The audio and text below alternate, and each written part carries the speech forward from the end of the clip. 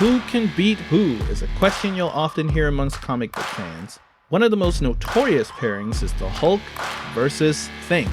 Their rivalry spans decades and they've delivered some of the most brutal bouts at the House of Ideas, each one held in high regard by comic book fans. But I've often wondered, why? Welcome to the Review Desk. I'm Desmond Carrick, and today I'd like to tell you about my theory concerning Hulk versus the Thing. Lifting cars high into the air, delivering punches that could level entire mountains in a single blow.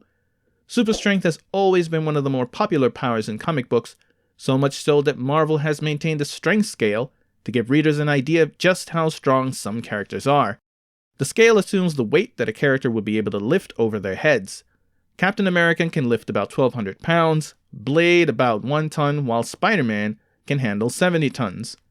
When it comes to brute strength in the Marvel Universe, two of the most famous powerhouses are the Hulk and Fantastic Four's own blue-eyed Thing. Both are listed as being in the 100-ton class with the potential to grow even stronger under special conditions. In the Hulk's case, it's well known that the madder he gets, the stronger he gets. In a calm state, he's pretty much equal to Thing, and this is what has always perplexed me about this pairing. Why do people ask who would win in a fight between these two behemoths, when it's well known that the Hulk's strength increases with his anger, an advantage that the Thing lacks?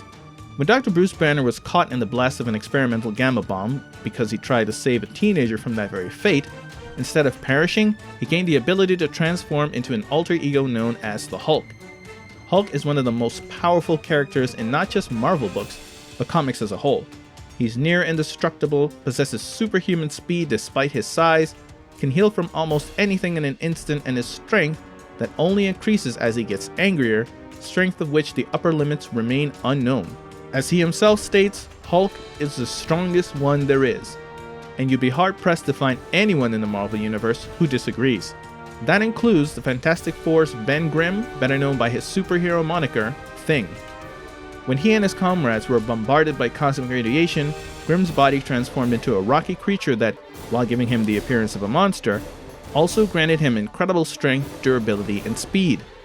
He initially started out in the 5-ton class, meaning he could lift 5 tons over his head, but through rigorous training and further mutation, he now sits comfortably in the 100-ton class with the potential for higher. In their first encounter in Fantastic Four issue 12, released in December of 1962, Hulk utterly annihilated Thing, and it became painfully clear that the esteemed Mr. Grimm, while no slouch, was severely outclassed. But it takes more than brute strength to win a fight, however.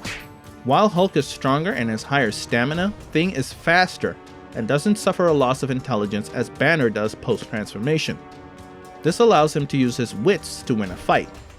Interestingly enough, the reverse actually happened. In Fantastic Four issue 312, Thing mutates even further with a more rocky appearance. As a result of his second mutation, his strength level increases dramatically, although his speed decreases because his body is now heavier. In Fantastic Four issue 320, he faces off against the Hulk, who is now in his gray persona known as Joe Fixit. This version of the Hulk has lower base strength of 70 tons, is smaller, and while he retains the ability to grow stronger as he gets angrier, this happens at a much slower rate. Grey Hulk, however, retains his intelligence and is known for being quite crafty. The battle continues in Incredible Hulk 350, where using trickery, Grey Hulk tires the Thing out, lures him into a body of water, and proceeds to punch the air out of his lungs, almost drowning him. Thus, Grey Hulk was able to defeat the far stronger Thing, to the point where he could have killed him had he chosen to do so. Which brings me to my theory about these two. Over the years, Hulk and Thing, while still sharing a rivalry, have become friends. I believe that their friendship would make it difficult for Hulk to get sufficiently angry enough to have an edge in a fight. Couple that with the Thing's fighting tactics and he just might stand a chance against the Green Goliath. If you'd have asked Stan Lee who would win, this is what he would say. Who would win in a fight?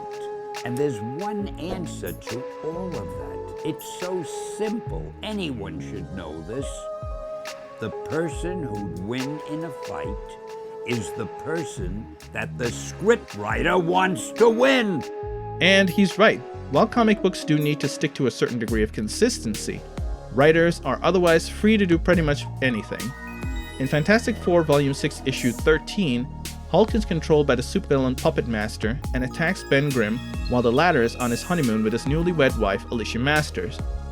Thing immediately knows he's outclassed and tries to keep Hulk at bay while other hotel guests get to safety. He gets beaten badly and is at the point of giving up. Alicia is then quick to remind him that while he doesn't have the Hulk's strength level, he's got more heart than anyone. Thing then puts all his strength into one final attack, a blow so devastating that not only does it destroy the outer hide of his left arm, it also knocks the Hulk out cold.